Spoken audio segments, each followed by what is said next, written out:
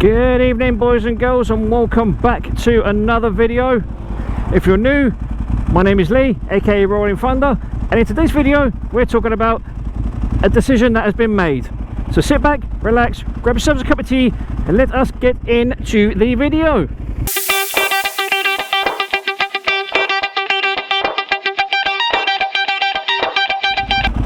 So, ladies and gents, how are we all doing?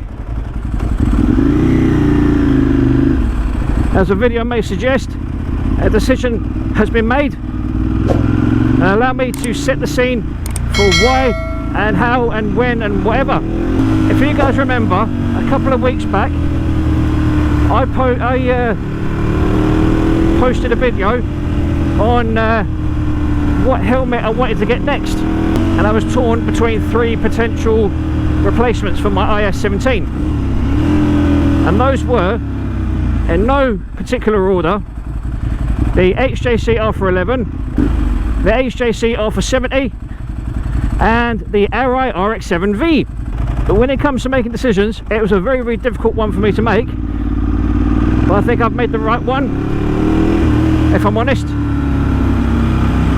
So let me run things down for you in terms of what I did, how, when and where.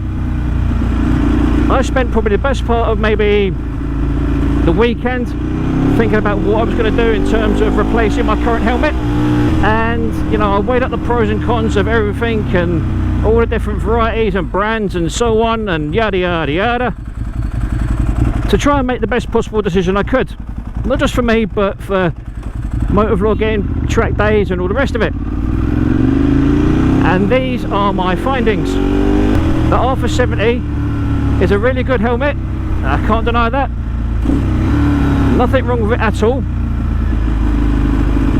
but it's a sports touring helmet, not really aimed at the sort of riding that I do. Yes, it can be used for fast road riding, yes it can be used for track days, but it's too much of a, not necessarily too much of a comfortable helmet, but too much of a commuter orientated helmet, which isn't what I was going for.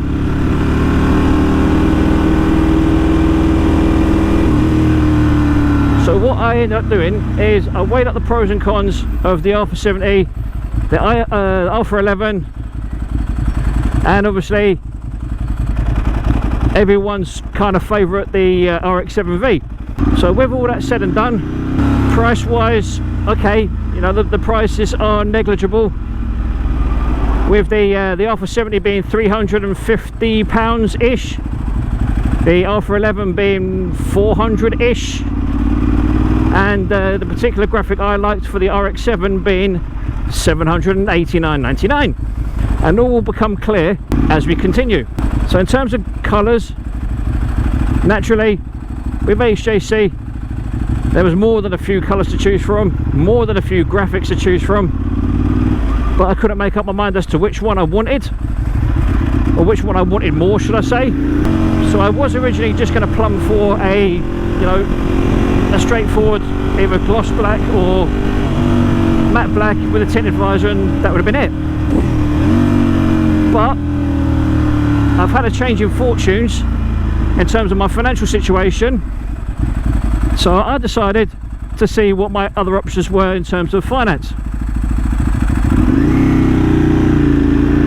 and those being, do I go with the R411 or do I go with the RX-7V? And again, like I keep saying, this took me long enough to figure out which one I wanted. It took me the best part of probably 2 weeks, 3 weeks maybe, before I came to the decision that I did. And that was, I would put a drum roll in, but I don't know how to make one, that I decided to go with the Arai RX-7V, and the graphic I went for was the maize black.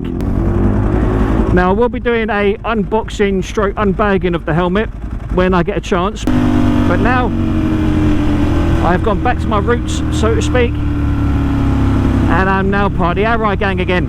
But I just want to point out that it was a very difficult decision to come to get the RX-7, because I really did love the fact that the R411 was so light and everything else.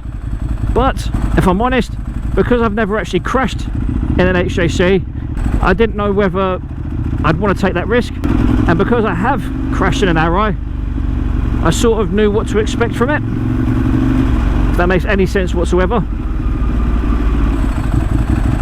So because I'd already had the experience of crashing wearing an Arai, I sort of knew that if I go down that route again, I know I will be, you know, in inverted commas, safe. That doesn't mean to say that I wouldn't have been safe in any other brands. It's just more of a case of, you know, I've always been a massive fan of Arais, all the way back when I first started riding 15 years ago. And I'm still a fan of them now. But knowing now what I knew then, you can't really beat Arai in terms of their safety rating. Pardon me. I mean, yes, okay, they don't meet, well, I don't know if they do now, but before, when you looked at the Sharps rating online, the Sharps test would always rate Arais 3s and 4s and never a 5. For what reason, I don't fucking know, but that's just the way it always was. But the RX-7V, now that I've actually had my hands on one and been able to play with it and take it apart and whatever else, I can safely say, hand on heart, that as a do everything, be everything kind of helmet, I think I'm going to be okay. I mean, yeah, I might have to do a bit of jiggery pokery when it comes to where I put the camera and how I mount it to the chin and all the rest of it for when I do motovlogging, but I'll always have the IS-17 to fall back on if the RX-7 just doesn't really do it properly, like I said before. And my manager at work today, when I finally pulled the trigger and purchased it, he said that I've been looking to get one of these for a long old time, and he was right. I've been waiting to get hold of an RX-7V for, I would say, somewhere in the region of about 18 months, 2 years. And now that I've finally got to a position where my financial situation is a bit better, and that I haven't got so many outgoings as I used to have, I can now afford to get it. And I'm not going to lie, needless to say, I got a good deal, I'm happy, and I can't wait to show it to you lot.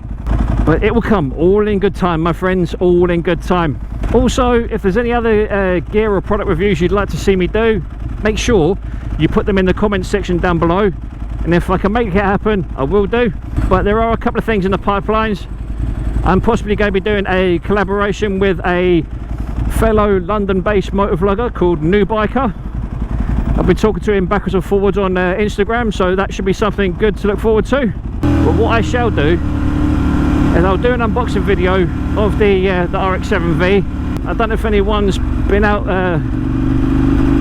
shopping or anything recently, but with this the way COVID-19's been of late, my work especially have now changed the rules a little bit, in the fact that to save argument between staff and customers and so on, that if you want to come into the store, you've got to wear a face mask.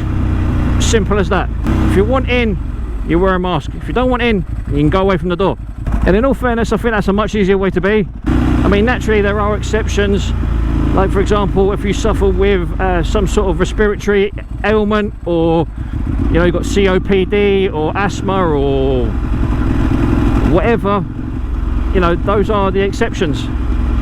Anything else is, sorry, no, you should wear a mask. It doesn't matter if you've got hay fever, it doesn't matter if you've just got a cold. If you're one of these people that think it's okay to make out like COVID-19 doesn't exist, then you, my friends, are deluded. But anyway, back to the new helmet. If you've been following my videos for a while, you will know that I've always rocked a tinted visor, whether it be on my HJC like I'm wearing now, or whether it's been on any other helmets. You guys know that a tinted visor is definitely the way to be, and I have again got myself a tinted visor for the RX-7, and let me just tell you something, it looks gorgeous with a tinted visor. It looks absolutely bloody beautiful. It looks fucking lovely, mate. That was a really poor northern accent. I do apologise for all my northern followers and viewers, but it's fucking lovely. And like I said, when I do the unboxing video, I'll show you what it's all about. I'll show you the internals, the externals, what it does, what it doesn't do. I'll give you a bit of feedback on the actual helmet, where it come from and its origins through Arai and whatever else. That's going to be one of my next videos while I'm on holiday. Oh dear. Oh fuck, I nearly got it then. I hope you guys are looking forward to the unveiling of my new lid. So I sure as hell am. Depending on how I feel about the new lid once I've worn it a couple of times, it will dictate as to whether or not I turn it into my motovlogging setup, or I stick with the IS-17, which I'm currently wearing as my motovlogging lid. You're probably going to wonder why it took me so long to make my mind up, because believe it or not, my main concern was whether or not I would get accepted for finance.